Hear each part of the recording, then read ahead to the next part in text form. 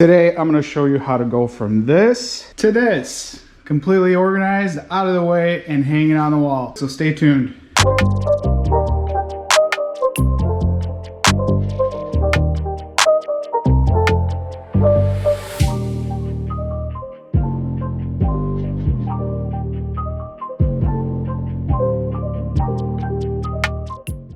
All right, so before we jump in hanging the doors, I do have a product that I'm going to mention. So this company actually sent me these Jeep handles.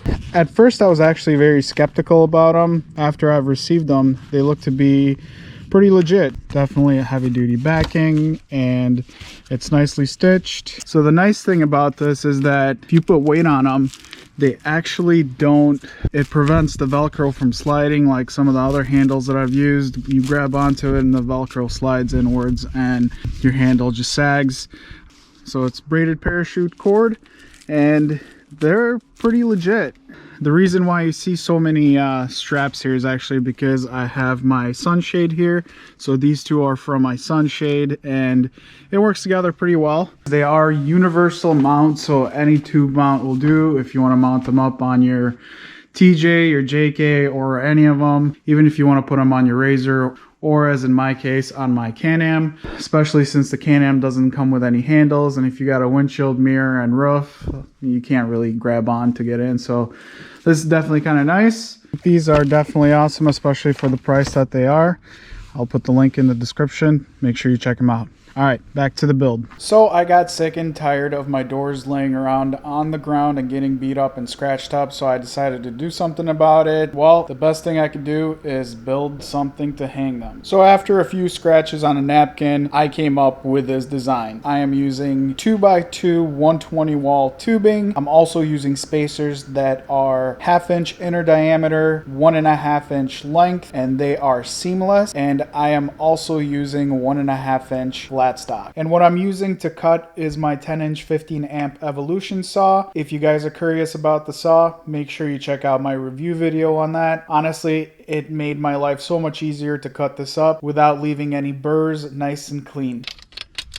So after measuring the hinges here, I have exactly 12.25 and pretty much 12.25 here, which works out perfectly just the way I wanted. All right, so let's get this thing tacked up and so we could check out what it looks like.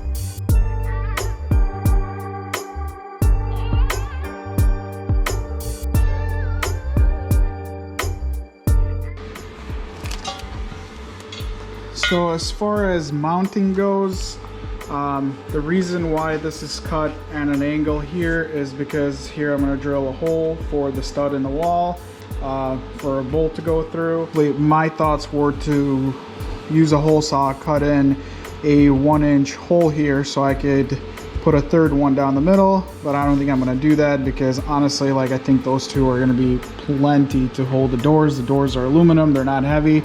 But that's something to keep in mind if you're making this on your own.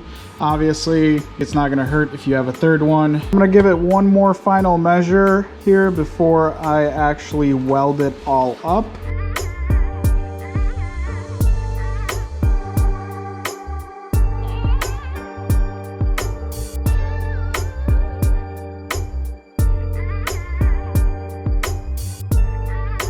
So I got everything welded up and cleaned up a little bit, and I had to preheat because it's like 5 degrees outside and the steel is like ice cold, so I had to preheat to get it to weld. Thus ended up getting some pretty colors out of it.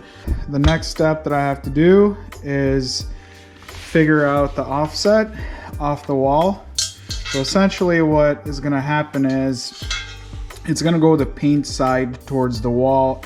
That's how far I have to offset these guys in order to accommodate the mirrors. So the mirror is going to fold in and go up against the wall, and the first doors that are going to go in are the front doors. In front of that is going to be the rear doors, also paint side towards the wall. These are going to have to get offset for the hinge in order for the doors to be able to swing back and forth somewhat.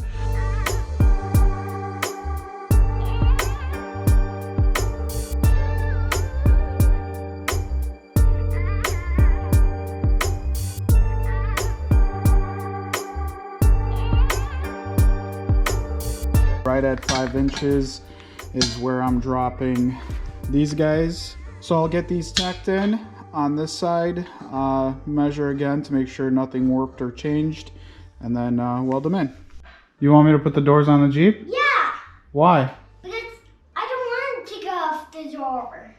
Why don't you want the doors off? Because it's be cold. It's a bad idea to take them off now? Yeah. Can you do that? Put the doors back on? Yeah. Yeah. Tomorrow. Tomorrow? Yeah. Not today? Not today. Okay. Well, at least I have till tomorrow. Sure. Thanks. So I just got yelled by my 4-year-old daughter for taking the doors off the Jeep because it's going to be cold. And it's funny because she opened the door as I was mid-weld and the welder just shut off. Unplugged the welder mid-weld. And told me to put the doors back on the Jeep because it's too cold. But I have till tomorrow apparently. All right, let's finish this up.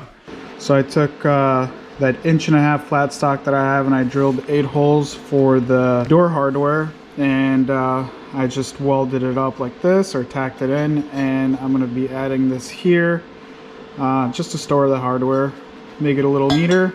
So now we're going to mount it up to the wall.